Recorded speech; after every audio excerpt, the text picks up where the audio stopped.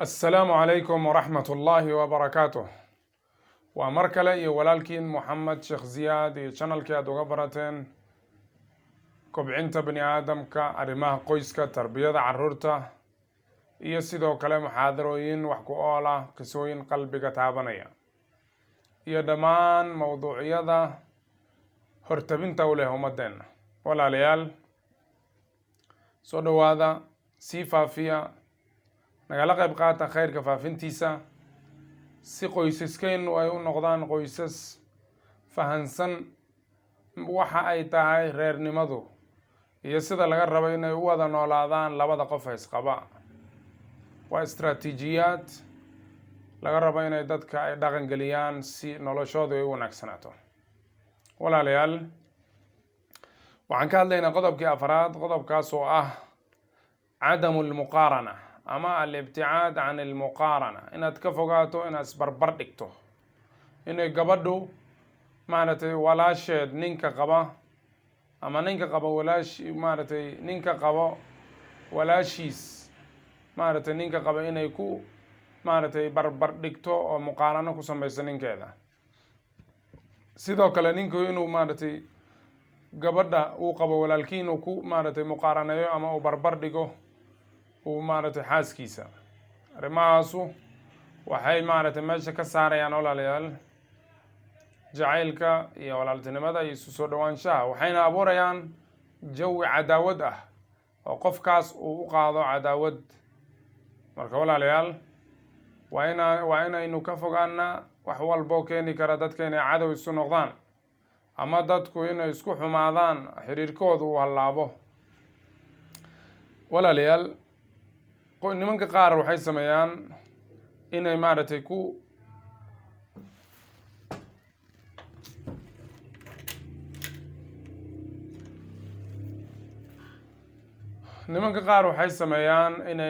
muqaarano ama barbardhig ay ku sameeyaan xaaskooda iyo xaas kale oo nin kale uu qabo.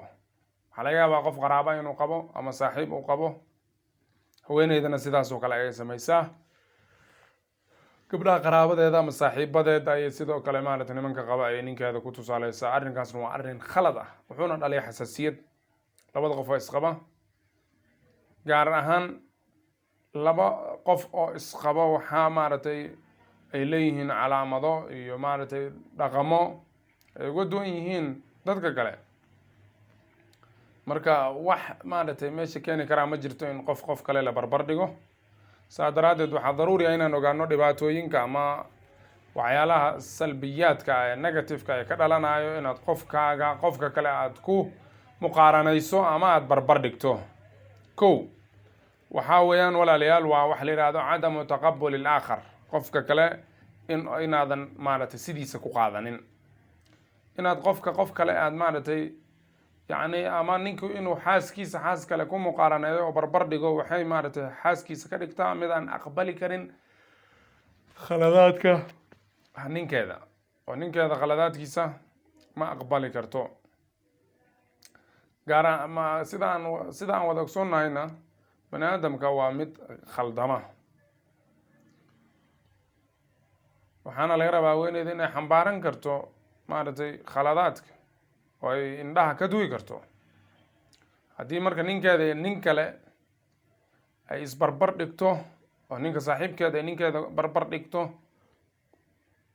ma qaadan karto khaladaadka ninkeeda. marka waxaa adkaanaya qofka kale aad ninkaaga aad ku barbar dhigaysid inaad hadhowto ninkaaga wixii khalado kasoo fulo aad aqbasho. qodobka labaad walaalayaal waa wax la yidhaahdo ilqaau laakhar, qofka kale inaad meesha ka saarto ood waxba ka soo qaadan. sidaan wada ogsoonnahay qof walba wuxuu leeyahay dabeecadihiisa iyo shakhsiyadiisa oo ka duwan dadka kale, oo qof kale oo lamida uusan jirin.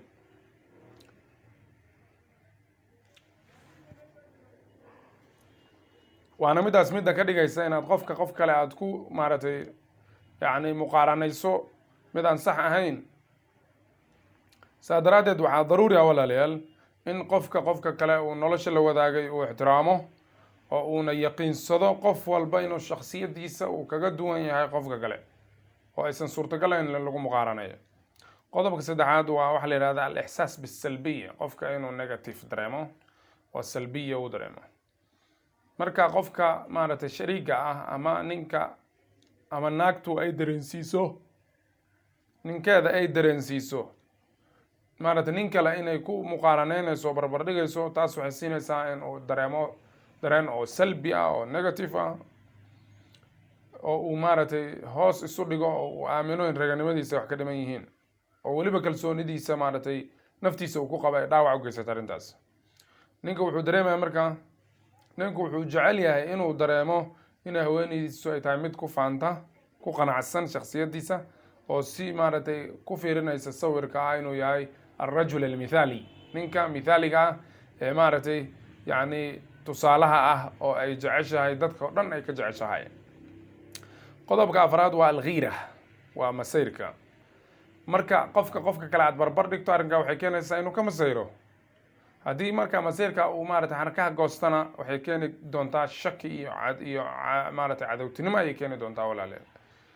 marka dambena waxay keenaysaa labada qof inay kala cararaan oo maaragtay midba midka kale uu ka dido, waana arrinka keeni doona in maaragtay farxadda qoyska uu dumiyo, ugu dambeynna maaragtay u jidi doono labada qof inay kala tagaan oo furniinna uu meesha yimaado.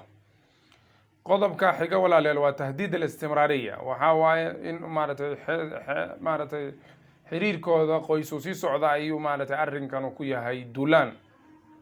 si marka aad maaragtay u ilaashato inaad ilaaliso ama aad u awoodo inaad ilaashato maaragtay inuu noloshaadu ay noqoto mid joogta oo nolosha qoyskaaga uu noqdo mid maaragtay daa'ima oo aan macnaha aan kala go-in, waa in haweenaydu ninkeeda sifaadkiisa iyo dabeecadiisa ay ku qaadataa oo maaragtay ay ku aqbashaa. sidaas maaragtay ayayna maaragtay muqaaranadu waxay ka dhigaysaa qofka maaragtay in ay ninkeeda ka cararto, mashaacirteeda iyo dareenkeedana ay noqdaan mashaacir baarid ah oo qabow, waana arrinka keenaya in jacaylkooda inuu noqdo mustamir, maaragtay inuu noqon waayo oo maaragtay weerarka ku ah. qodobka ugu dambeeya walaalayaal waa waxa la yidhahda alwahm, waa ismoodsiin. muqaaranadaas marka waxay ka dhigaysaa haweeneyda mid maaragtay mar walba yacni maaragtay sawirata ama meesha isa soo hordhigta sawirka qofka maaragtay ay rabto inay nolosha la wadaagto, ama ninka qaba ee nolosha la wadaagay ayay waxay ka dhigaysaa inuu yahay mid ku ciyaaray maaragtay rajadeedii guurka dabadii, sababtoo ah waxay aragtay ikhtilaaf ama iska hor imaad oo labadooda u dhexeeyo inaysan isku fikir ahayn, laakiin dhab ahaantii qof walba wuxuu qabaa wanaagiisa, sidoo kale wuxuu leeyahay xumaatadiisa. haddii marka aad aragto yacni ninka maaragtay gabadha ay qaraabadii ninka qaba hadday ku aragto, ama sidoo kale maaragtay ay ku maaragtay aragto gabadha saaxiibteed ah ninka qaba ay ku aragto inuu yahay nin mithaali ah, oo markaa ay barbar dhigto ninkeeda, maaragtay gabadha saaxiibta ama qaraabada waxay u arki kartaa jaanib salbi ah oo maaragtay ninkeeda inuu yahay nin negative ah. waana maaragtay arrinka kutusaya muqaaranada inay tahay wahmi oo aan wax meesha ku jiro oo xaqiiqa aan ahayn, mana la heli karo qof bini aadan ah oo dhammaystiran oo aan cayb lahayn. haddaba qodobka ugu dambeeya wahmiga walaalayaal waa in macnaha qofka uu ismoodsiiyo inuu yahay qofka kale mid ka fiican qofka isaga uu haysto, waana maaragtay arrinka keeni kara maaragtay qofka in uu macnaha qofka kale maaragtay uu yacni uga dhigo inuu yahay qofkiisa qof xun, waana arrin wahmi ah oo aan xaqiiqo ahayn, sababtoo ah ma jiro qof dhammaystiran oo aan maaragtay aan cuyub lahayn. haddaba marka walaalayaal aan sii faafino maqtacan, walaalahan gaarsiino. haddii uusan subscribe ku saarneen subscribe saaro, walaalahana la wadaag.